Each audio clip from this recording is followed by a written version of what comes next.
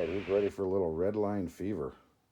Today we're going to take a peek at some of my Redlines, especially the ones that were still mine from when I was a kid. I have a handful of them yet that are one owner cars that I've had since I was a kid, and we used to race the heck out of them. So they're pretty beat, wheels are worn, they used to be fast. Let's see if they still are. So we'll take a quick look at some of them and then we'll run them down the track. So let's go through real quick. This is a Rocket Buy Baby. That was not mine. That's a lot of these I collected along the way later on. Same with this one. It's a beautiful car, but it was not mine as a child. This is one that survived but is really pretty beat. Probably one of my favorite ones right here, the Mongoose. This was in my top 3 of fastest, and probably in the top 3 of fastest in the neighborhood when I was growing up. It still has the prop rod that works. Kind of hard to do this one-handed, but we'll race that one for sure. This one right here, the Jet Threat. This one was rarely beat.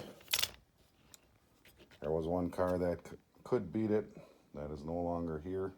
I do still have the body, but not the chassis.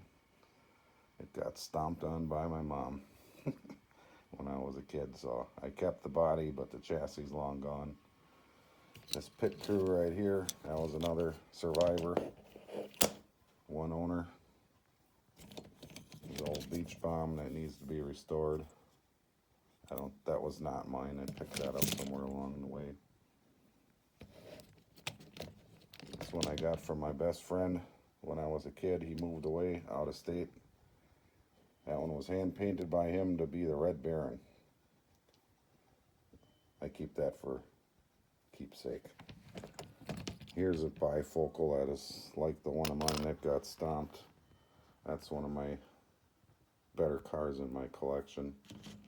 That and this Charger right here. These are both really nice original Redlines that not mine from a childhood though. They were ones I picked up later on down the line when I got back into collecting.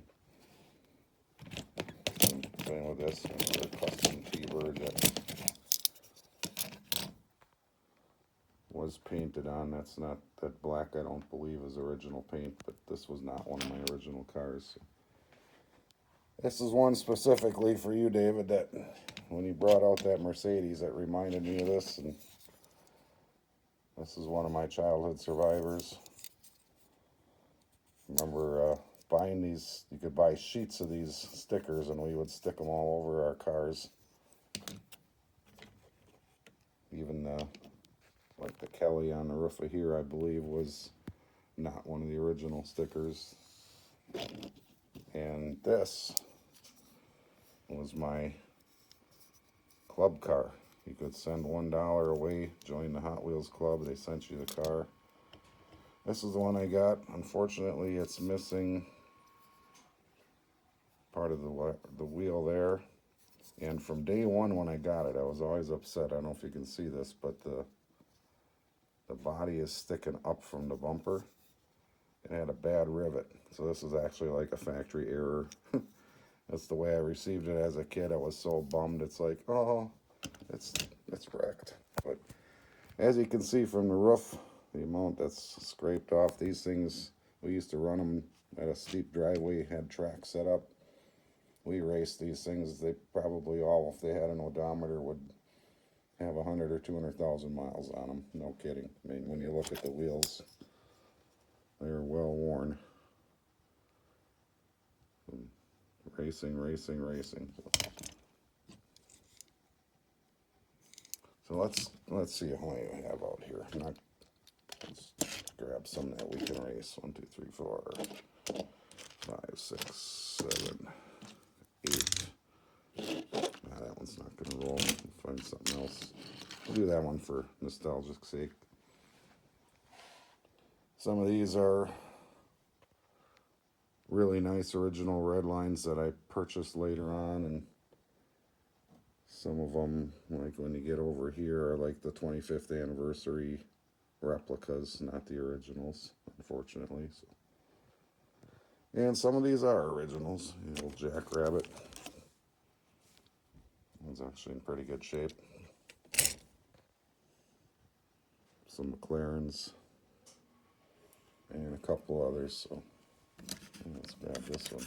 That's a nice one too. I always like that one. And then right here's a custom Camaro.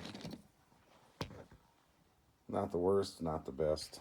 The wheels have got a ton of wear on them from a lot of good playtime. The old Larry Woods towing.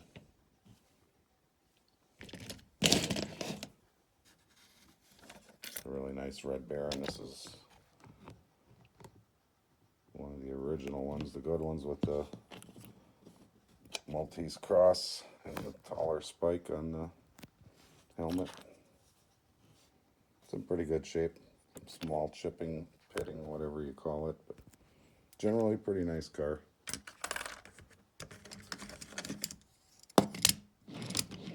Well, looks like it might roll fairly good. Try one of these twin mills. I had a different one of these at antifreeze. I no longer have it, but that was a pretty fast car too. Not the fastest, but definitely pretty fast. That one doesn't roll good either. So let's just take 8 or 10 of these and run them down and see what they do. Oh, one more. Here's my really nice Hot 8. It's the one I purchased later on. It wasn't a childhood survivor, but that one's a couple chips that really show better on camera than you can see with your eye, just along the edges. But other than that, it's in pretty good shape. All right, let's go to racing. Maybe later we'll grab some of these 25th anniversary and see. This is a replica, but I had an original one like this.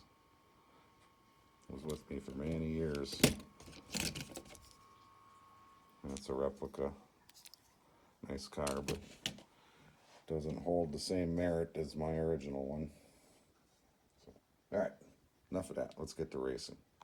All right, we're going to race these in no particular order. I'm just grabbing some random pairings. So here we've got the Jet Threat against a custom Fleet Side.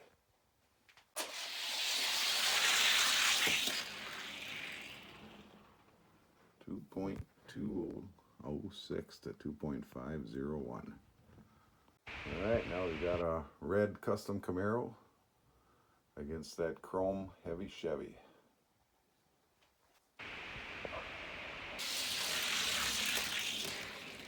Looks like the heavy Chevy wanted to run, but not so much the other one. 2.248, 2.716. All right, now we've got a magenta bifocal with those two big Hemis under the hood going up against the little Jackrabbit Special.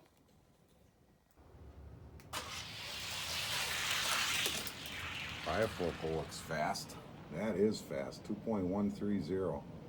That's fast enough to just about get into my case of 32. We'll try it later.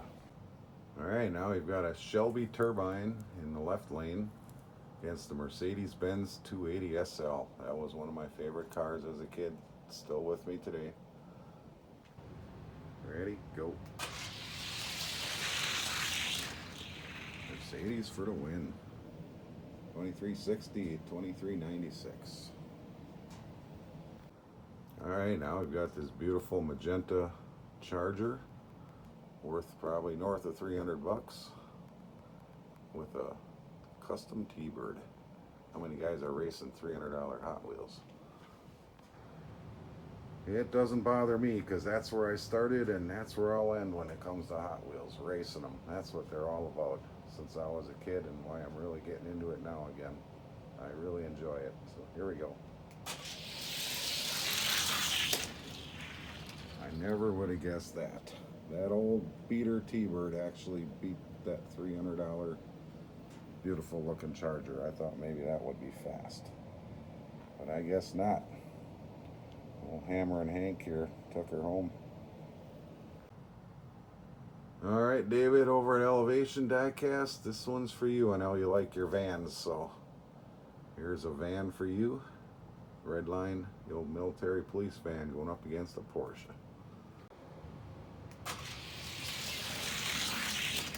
Ooh.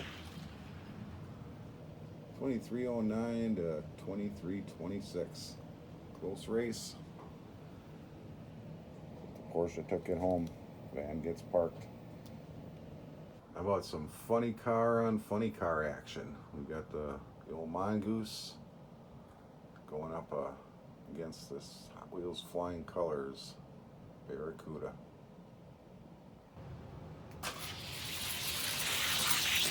That was a nice close race. Look at that. 2221 to 2224. Excellent race.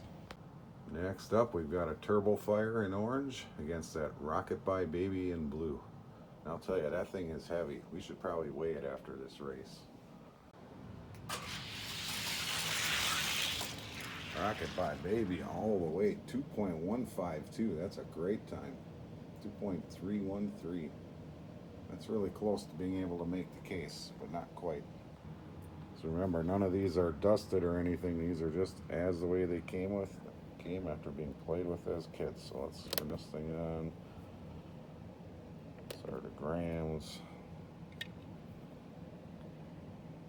54 grams. I was thinking it might have been closer to 60, but that's not too bad. All right, last pair for now. We've got a custom T-Bird going against the Red Baron.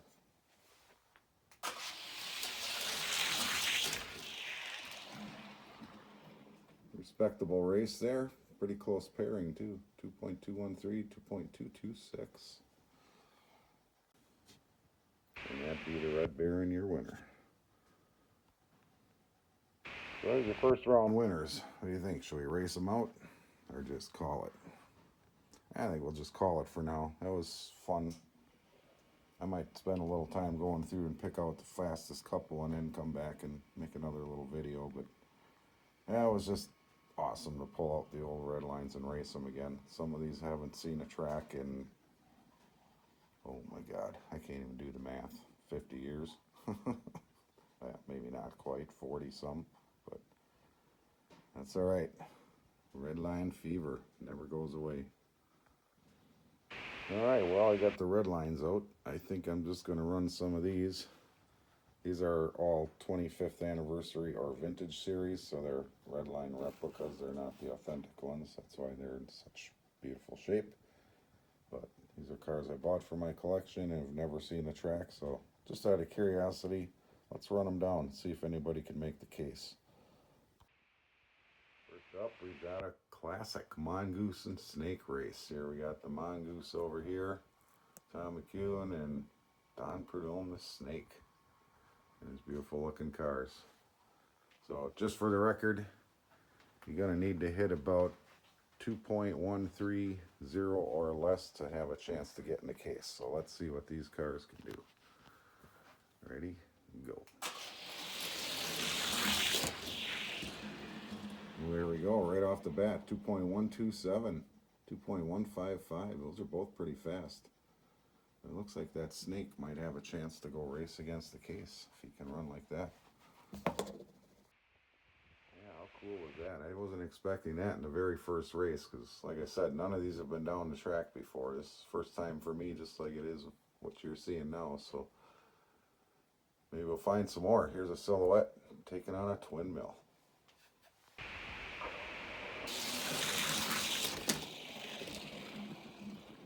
Not nearly as fast. 2.221 to a 2.240. Silhouette takes it home over the twin mill. And a third and final pairing, we got another Silhouette against a Split Image. It's kind of funny because hard to see, but that's actually going down. The peg's going up in between the split Image. Might not help him on the other end either, though, if he doesn't trip the sensor. So we'll see. Yeah, that's pretty quick. What do we see there? 2.159 to 2.259.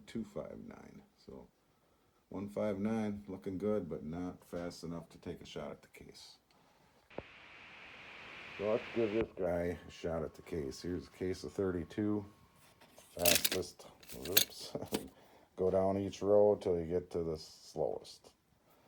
So I have one case of 16 that's faster than these, and this is the next case of 32 fastest cars. So all in all, there's 48. So let's just start at the bottom, and then we'll jump up as we see fit.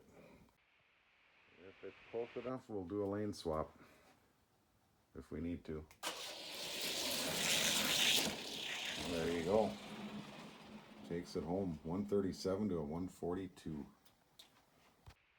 That was definitely close enough. So we're going to swap lanes and run it again. 5,000 is the beat for that BMW in the right lane. Otherwise, he's out of the case and we'll have a new gatekeeper. Ooh, did he do it? 138 to 146. He did win. He stays the gatekeeper. So close, but that CUDA didn't make it. So that was quick and easy, but now I've got to spend time to continue recalibrating this box because after I redid my track, I'm finding out that these cars aren't all where they belong anymore in the ranks. Changing the length as well as the slope of the track has definitely affected the times of some of these cars. So as of right now, my top 16 plus these cars up to this Firebird funny car have all been recalibrated, but I've got to keep working down through the rest of the case. This guy has been falling. He was way up at number 8 in the top 16, and he's now out of the top 16 and falling down the case as we go. So I'll be back later with more. Thanks. Bye.